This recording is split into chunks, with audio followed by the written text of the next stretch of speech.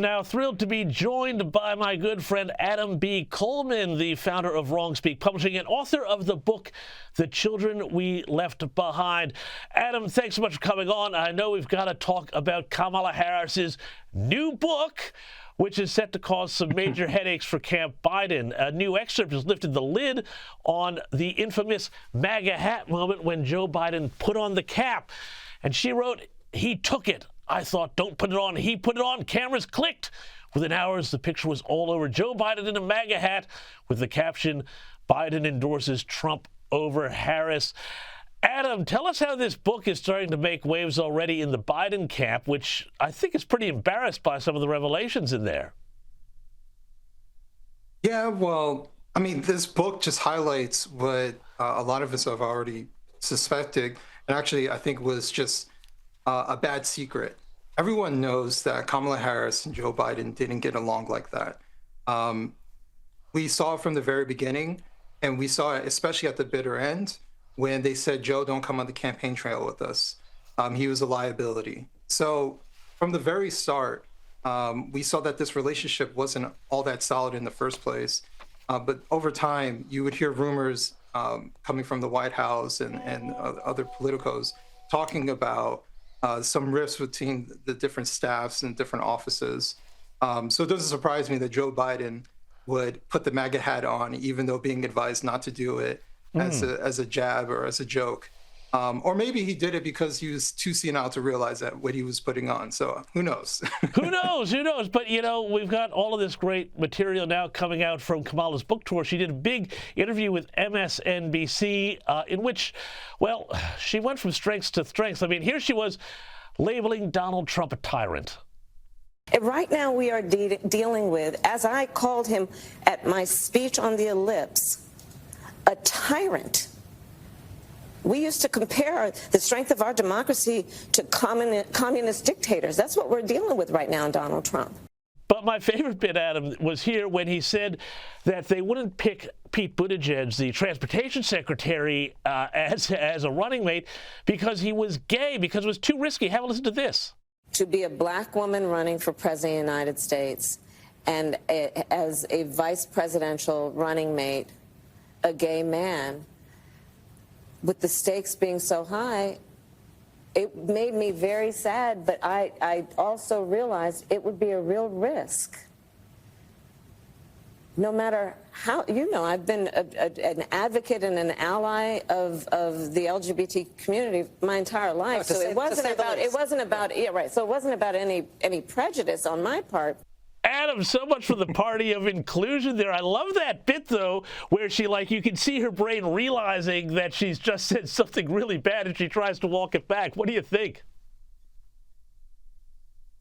It doesn't surprise me that she would put her foot in her mouth. You know, to say that she didn't pick Pete Buttigieg because he's gay, but because how other people might make it difficult for him. And so I'm just doing him a favor by not choosing him. It just shows the level of cowardice that Kamala Harris is and many of the Democrats who are in power are. Listen to Scott Bessent, who is the Treasury Secretary and an openly gay man, talking about what Kamala Harris had to say. Three things, Maria. First, it shows her emphasis on identity politics, and the American people have moved on. Two, it shows how low regard she holds the American people, that she was just a terrible candidate. And three, you wouldn't pick Pete Buttigieg because he might have been the worst transportation secretary in history. And Adam, it strikes me here that the real thing is that, you know, the Republican president, Donald Trump, who's supposedly this monster, has appointed the highest-ranking gay official, openly gay official in American history. Kamala Harris is saying, oh, we can't do that because it's too risky. Which side of politics is really the politics of merit and inclusion here? Well, actually, the side of politics right now about merit and inclusion is coming from the right. But what I would say is this is about identity matters only when it matches your persuasion, only when it matches the language that's coming from that particular person. If this particular person is black and conservative and they're the first of whatever, they don't count. And that's how you end up with unremarkable presidential candidates like Kamala Harris, who even when I was a Democrat, thought she was an unimpressive politician, even as a senator. So this is what ends up happening. People like Kamala Harris become a symbol of something rather than a person. So we don't get to judge her on what she is capable of doing, which isn't very much. Yeah. We have to look at her as a symbol of some sort. And symbolic politics surrounding identity is a failure, and it's a failure even from their own choices. They purposely chose not to choose Pete Buttigieg. Well, they purposely chose that. They purposely chose to pick somebody on identity, not merit. But Kamala Harris seems to be suffering from this insane relevance deprivation syndrome, because now she's also been on The View, of course, talking about her voice being present in history. Have a look. It is the closest presidential race in the 21st century in terms of the outcome. Wow. The closest. You know, say that again, because he likes to say over and over again he's got a mandate. And that's part of why I wrote this book, because history will talk about this race. It is part of American history. And it was important to me that when history is written, that my voice be present. I don't know. I sort of recall it being a bit of an electoral college blowout, but, you know, what about this, her voice being present in history? This is the ego and the delusion here, Adam. Well, not just delusion. You know, what she is doing is very much so loser rhetoric. Only losers talk about how close they came to winning.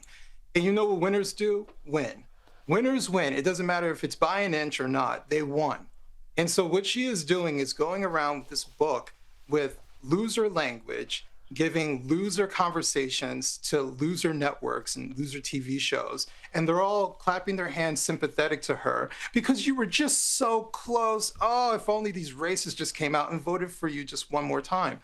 Like, she ran a doomed campaign. Everyone knew that this was going to happen. No person who could actually win an election, a presidential election, would actually take on the challenge that she did. She was set up to fail because the Democrats didn't realize that Joe Biden was too senile. They were too egotistical to think that he could win against President Trump. Adam, you're absolutely right. We're going to have to leave it there. But as I always like to say, The View is for losers. The U.S. Report is for winners. So thank you for coming on The U.S. Report, Amen. as always.